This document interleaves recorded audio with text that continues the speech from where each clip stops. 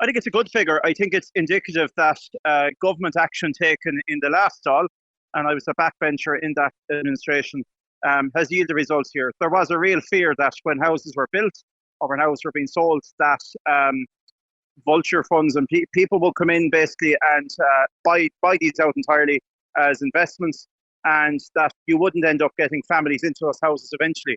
So a number of interventions were taken, planning guidelines were adjusted, and there was also stamp duty levies increased. So it meant that people couldn't get into the whole process of bulk buying. And we're now getting a figure that these measures have led to 836 homes being protected in Clare for families.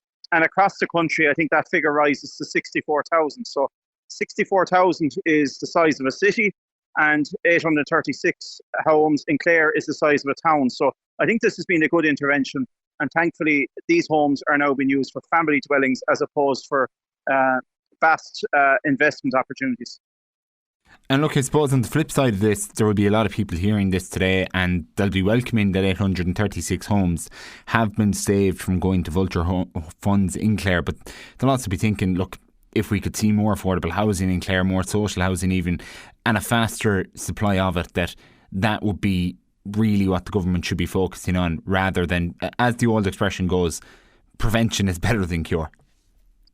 Yeah, we're making inroads in Clare, and I think a couple of years ago we were one of the few counties in Ireland that exceeded our social housing targets.